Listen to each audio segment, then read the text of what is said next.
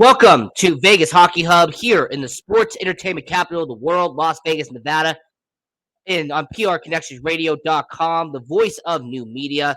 I'm your host, Ian Rachiele.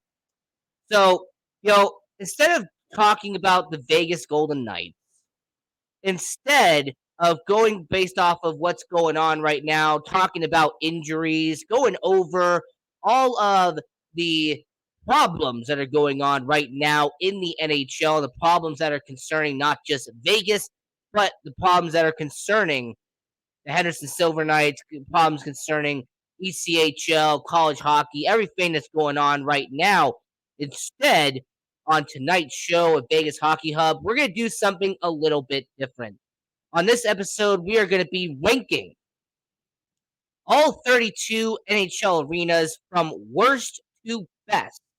Now, my three things I'm going to use in terms of criteria for arenas is going to be stated as followed. Number one, the capacity, the size of the arena. How many people can they fit inside this arena at one time? That's going to be a very valuable part of my criteria. I want to know how many people and how many butts you could put inside the seats at your arena. That's going to be very important. Number two is going to be your, certain necessities, right? Like, how's your food? How's your atmosphere? How is your tailgating? How is your environment and how does it go towards the fan experience? That's going to be a very important part of my ranking and my criteria. How do you make the game feel towards the fans? And the last part that I believe is very valuable is the tradition, the legacy. Like, how has the arena kept up with the legacy of said team? Does that arena represent the organization? Does that arena really idolize and symbolize who your team is as an individual? So that's really my three criteria. It is the capacity of your arena, the fan experience, and the legacy of it. So, really kicking this off and starting at dead last, and in my opinion, the worst arena in the NHL. Let's go with the Mullet Arena out there at the Arizona Coyotes. Really, all I have to say is that it is a college hockey arena. I mean, really, it's a college hockey arena. The Arizona State Sun Devils are supposed to be playing in this 5,000 seat capacity arena. I mean, really, when you sit and analyze it and really stop and think about Mullet Arena, it was not even built for the Arizona Coyotes. It was not meant to be a practice facility. It was not meant to be for the Arizona Coyotes at all. The only reason why the Arizona Coyotes are playing at Mullet Arena, a college hockey facility, is because they were kicked out of their old arena. The Arizona Coyotes were no longer wanted at Gill River Arena. All right, they were no longer required to be at their old arena, so they had to play at a college hockey facility. That is really the situation you have here with the Arizona Coyotes. This is why it is dead last when it comes to hockey arenas. 5,000 seat capacity, the lowest in all the NHL. Now, I will give credit where credit is due. They tried, and I mean they really tried to make it enjoyable for the audience. All right, they tried to make it at least accommodative to the hockey fans who go to this arena. But you're not going to be able to go up against the fact that you are a college hockey arena in the NHL. I mean, this situation was so badly that they didn't even have the proper facilities for the visiting team. They did not have the locker rooms. They did not have the equipment. They did not have what they are supposed to have for NHL requirements. So, Mullet Arena is by far the worst in the NHL. Now, getting to the actual NHL arenas, and second to last on this list, you have the Anaheim Ducks, and that is the Honda Center. So, the Honda Center was built in the early 1990s. And as much as I would love to say that they are the Arrowhead Pond of Anaheim, which is what I'm really going to always call it deep down, let's call it the Honda Center. That's the name it has today. Very similar to how the Arizona Coyotes, because I played a lot of Shell back when I was a kid, yeah, that's always going to be the America West Arena back when they shared the arena with the Phoenix Suns. Now, when it comes to the Honda Center, the main problem with it is that it is aged poorly. Not only is it the second oldest rink in the NHL, but when it comes to the Honda Center, the design of it, the outside, the exterior, it does not look like a proper current 2022 arena. The amenities, the scoreboard, the lighting, the Anaheim Ducks Honda Center does not look like a modern NHL arena. It's a very dated arena out there in Anaheim. And when it comes to the fan experience, there really isn't much that you can do in terms of fanfare out there in Anaheim. So, as the worst NHL, like proper NHL arena, that would go to the Honda Center out there in Anaheim. I've been very surprised that it has still stayed up as long as it is.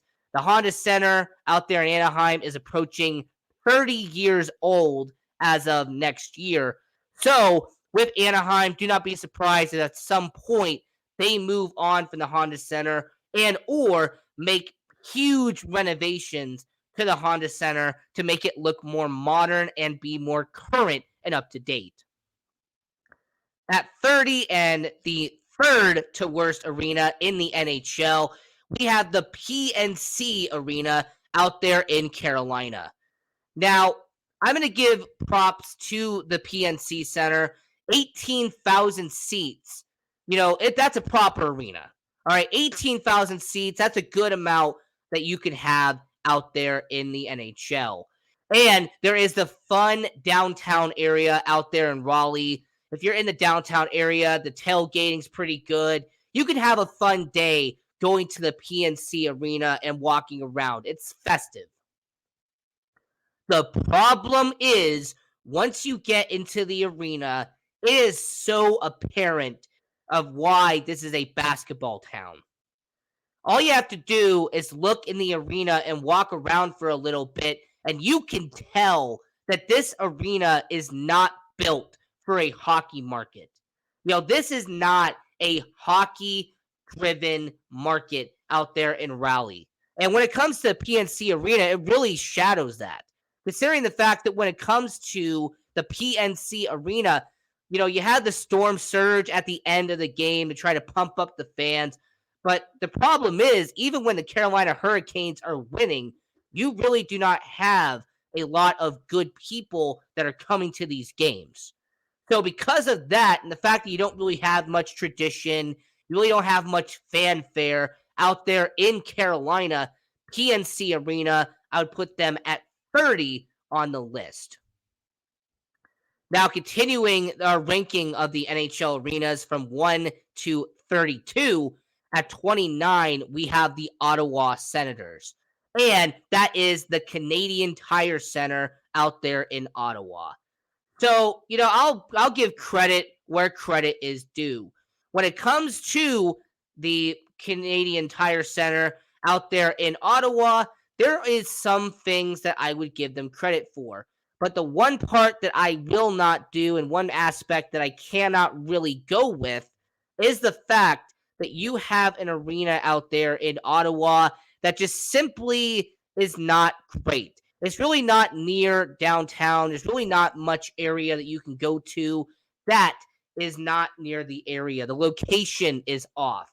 And, this is a arena that has changed multiple names multiple times. It's a 25-plus-year-old arena. And when it comes to outside of opening day, when they go out and be all festive, majority of time when you watch an Ottawa Senators games, the crowd looks super dead. The arena does not look vibrant. There's not a lot of energy out there with the Canadian Tire Center. And more importantly, when this arena is out there, there really isn't much I can say that is actually positive when it comes to the Canadian Tire Center. I would not be surprised, as similar to Anaheim with the Honda Center, that the Canadian Tire Center eventually goes away and the Ottawa Senators' new ownership or the current ownership they have now eventually builds a arena closer to a Ottawa situation. Now, number 28, we have the FLA Live Arena, which is the Florida Panthers. Now, I'm not going to call it all the names that they've had for the past. I'm not going to go at it and say that, it's the BB&T Center. I'm not going to do that. What I'm simply going to point out is that this is in Sunrise. This arena is not near Miami. This arena is not near majority of the downtown area that the Florida Panthers would hope it is in Florida. The atmosphere is mostly dead. They have a hard time filling capacity. Even when they had the best record in the NHL at one point, they could not fill that arena. And when it comes to capacity, yes, I will give the Florida Panthers some credit. They have built an arena that has a lot of seating. But the only reason why you can tell that is because of how many empty seats are there. Out of the 19,000, and by the way, that's in the top 10 when it comes to seating capacity. But it's an arena that really does not have a lot to do. And there really isn't a lot that you can say that's positive about the FLA Live Arena. So that's why it's at number 28. There really is not much fanfare. The seating capacity is near dead. And even when they're winning, it's not a hockey town. Plus, the fact that it's in Sunrise, which is nearly 45 minutes away from any of the big areas in Florida. At number 27, we have the Buffalo Sabres, and that is the KeyBank Center. The Buffalo Sabres, and I have friends out there in Buffalo, so I'm not trying to be disrespectful here, but it has a large capacity. All right, 19,000. It is a good seating capacity. Once again, similar to the FLA Live Arena, you have a good amount of seating. And the atmosphere, when you can sell it out, is amazing. It's incredible. When the Vegas Golden Knights showed up and they took on the Buffalo Sabres, it was nearly sold out. It was rocking. They were tearing the house down. The problem with the Buffalo Sabres is that majority of their nights, they can barely get 75% capacity. In fact, when the Buffalo Sabres were tanking for Jack Eichel, that arena was nearly half full.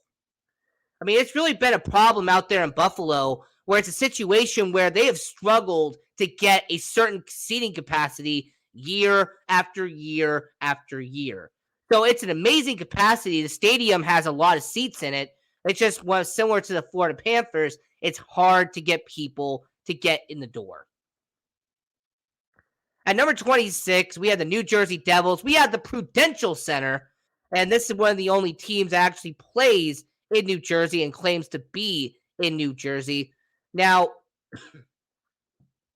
the Prudential Center, they only have 16,000 seats, which makes it one of the smallest arenas in the NHL. It's also a more recent arena. It's only been out for about 15 years, but this really shows, and you can actually tell that this was happening right during the Great Recession, because the 2007-2008 era, when this stadium was being built, was happening during the recession. And you could tell just by looking at it. You could tell based off of the amenities. You could tell based off of how much work was put into it. It doesn't really look like a top-of-the-art, state-of-the-art arena out there in New Jersey. I mean, when it comes to that situation, they have the Devil Red. That's the color design that they have. You have the glass cylinders. That's cool. But the problem is that when it comes to the Prudential Center, there really isn't much I can give it praise on out there in New Jersey. Number 25, we have what used to be the Pepsi Center, but is now the Ball Arena out there in Colorado. And when it comes to Colorado Avalanche, look, the Ball Arena, it is a serviceable arena in the NHL. It has a little under 18,000 seats. This is an arena that is over 20 years old now. And the problem that we kind of have with this arena is, once again, it feels more like it's a shared arena, and you can kind of tell. You can tell that it's meant for the Denver Nuggets and is meant for the Colorado Avalanche. It does not feel and it does not look like it was meant for a hockey-only arena. So that would really be my only complaint about it, is that you can kind of tell that it was not meant for hockey.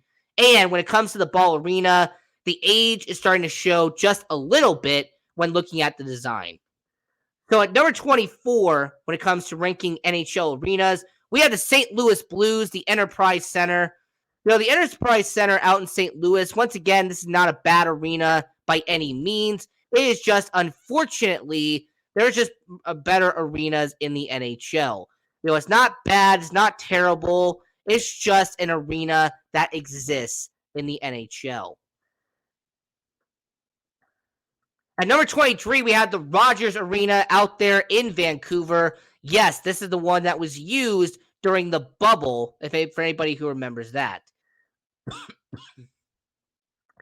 And when it comes to the Rogers Arena out there in Vancouver, the one thing that I will give a lot of props to is that it is used a lot out there in Vancouver, regardless if it's during the Winter Olympics, the World Junior Championships, the Vancouver Canucks itself.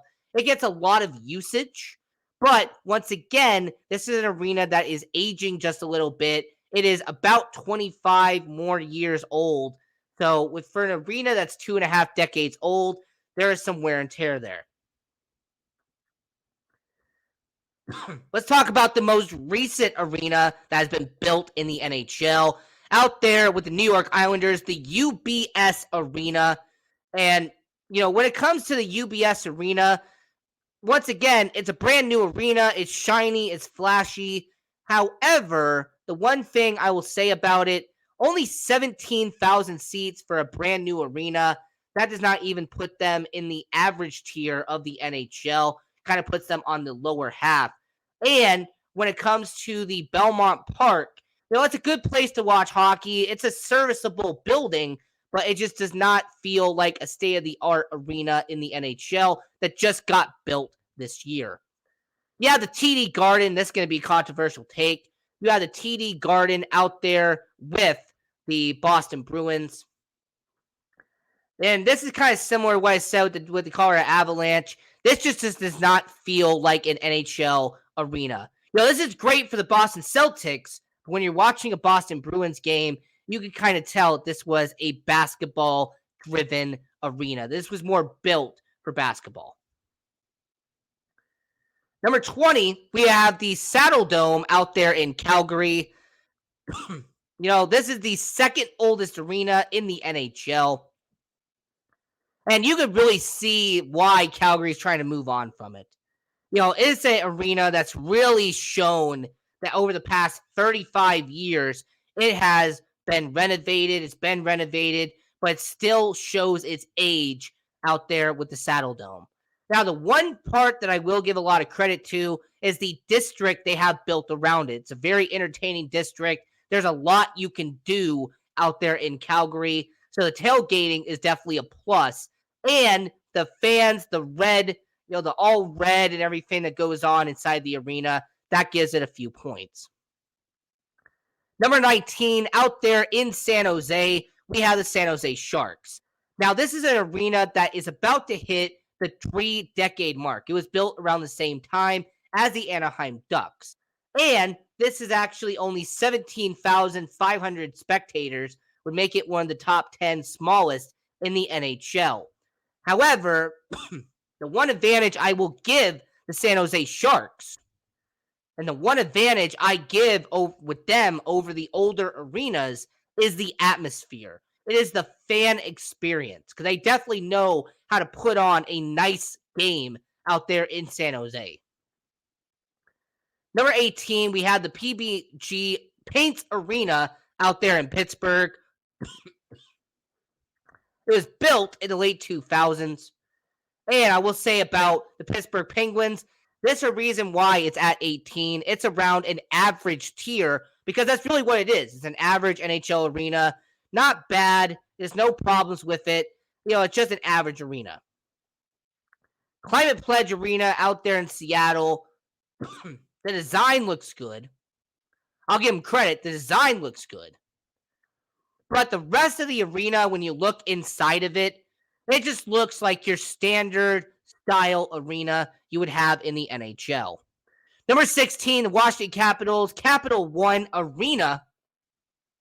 Despite the pun of it being Capital One and the Washington Capitals being in the building, once again, I put it in that situation where, you know what? Capital One Arena, Washington Capitals, it is an average building. It's an average arena. Really isn't much more I can go over it. Very similar to Dallas Stars, American Airlines Center. Now, I could poke fun at the fact that they're sharing the arena with the Dallas Mavericks, but when you watch the Dallas Stars and you actually watch the game, you can actually really not tell that much that they share an arena with the NBA. There really isn't that many noticeable details that would give that away from watching it, around the NHL arena. Number 14, Columbus Blue Jackets, Nationwide Arena. There's some good amenities here. There's some good little details that are part of the Columbus Blue Jackets, Nationwide Arena. However, when it comes to Columbus, similar to the team itself, they're going to be average at best, but there's a lot left to be desirable. There really isn't much that you can put over the edge to put a top 10. Now, we have the smallest arena outside of Mullet Arena. This is a arena out there, Canadian Life Center, only 15,000 people in terms of capacity. Only 15,000, that's really a big problem with the Winnipeg Jets. The seat capacity is actually the biggest deterrent from putting it in the top 10 because everything else is incredible. Fan experience is excellent. The amenities are good. The outside experience, the tailgating is fantastic. The seat capacity is the one thing holding it back from being a top 10 arena. Philadelphia Flyers, Wells Fargo Center. I will say on record that the Philadelphia Flyers, Wells Fargo Center, this is one of the best shared arenas with the NBA and NHL. And the scoreboard, the amenities that you have at the arena. It is a very nice arena out there in Philadelphia. They definitely put in the money, definitely put their money well worth it out there in Philadelphia. Number 11, and barely missing the top 10, we have the Bridgestone Arena in Nashville. The atmosphere is rocking. The energy is great. The one thing that I would say about it, however, the legacy is not there. You really do not feel like it's an iconic arena. You don't feel like it's an arena that you're going to step into and it's going to be one of the best experiences of your life. So when it comes to the Nashville Predators and everything that's going on, I will say that the Bridgestone Arena, it's above average when it comes to the NHL, barely missing out on the top 10. To the Toronto Raptors and the Toronto Maple Leafs, they share this arena. So at number 10, we have the Scotiabank Arena, or used to be the Air Canada Center out there in Toronto. Look, I will give credit where credit is due. The Toronto Maple Leafs, they have built a reputation as one of the best in the NHL. The fan base is rocking. The capacity is great. It feels like a top-notch arena in hockey. And the Toronto Maple Leafs being one of the best, well-known teams in the NHL, the amenities are top-notch, state-of-the-art. The only thing that's really going back off of it is the fact that when it comes to Toronto Maple Leafs, the old Toronto Arena was a million times better than Scotiabank. If they stayed at their original arena, they would be a lot higher on this list. But Scotiabank Arena, it is above average. It is a really good arena, but it's just not what it used to be out there in Toronto. So that kind of knocks it down just a little bit. Number 9, Madison Square Garden, MSG, with the New York Rangers. This is an iconic building, one of the most iconic venues in all of the United States, all of the world, really. But the main problem holding it back is that when you watch it as a hockey game, you can really tell that there's certain parts of the arena that were not built for the NHL.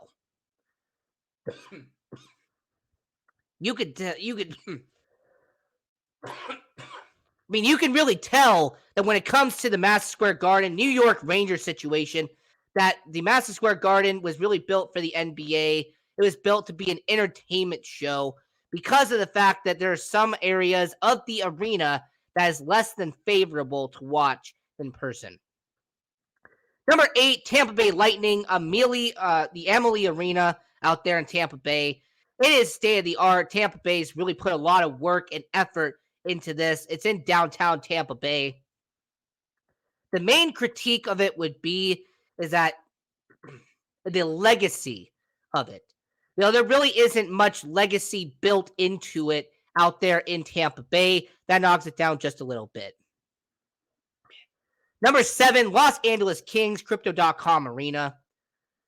Back when they were the Staples Center, it was an iconic part of going to LA, watching the Kings, watching the Lakers, going to a Clippers game, going to a Sparks game.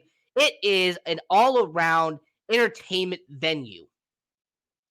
My one critique, however, the one problem I would have is that when it comes to the LA Kings, when it comes to the Crypto.com Arena, the Forum was more iconic. Similar to what happened with Toronto, the LA Kings, it's a situation where you sit there and go, all right, this is a really good arena, but it is not more iconic. And it's really not better in terms of hockey as opposed to the Forum that they used to play in back in the day. Number 6, Minnesota Wild, the XL Energy Center. This is a really good arena. The atmosphere is incredible. The fan experience, when it comes to the crowd and everything that happens there, you can feel the intensity with the crowd out there in Minnesota. You can feel it even during watching TV. You can see the crowds on their feet. They're happy to watch Minnesota Wild. Now, the one thing that holds it back from being in the top 5 is the legacy part of it. It's the iconic part of it.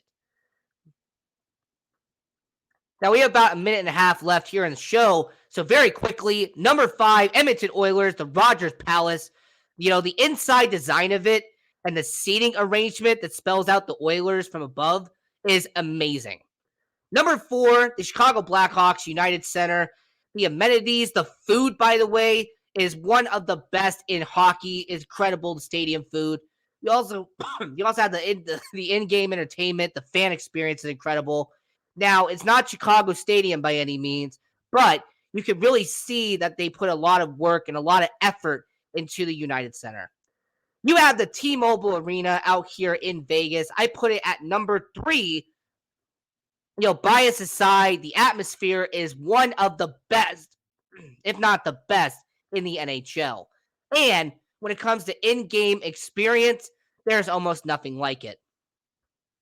Number 2, Detroit Red Wings, Little Caesars Arena. This was built for the NHL. This was built for Hockey Town. And with it being the second newest arena in the NHL, I can say confidently that Little Caesars Arena, they definitely put in a lot of work and a lot of effort into making it feel like Hockey Town, and they've done it right. Mike Ilitch, Mr. I, before he passed away, this was his passion project, and he did it well.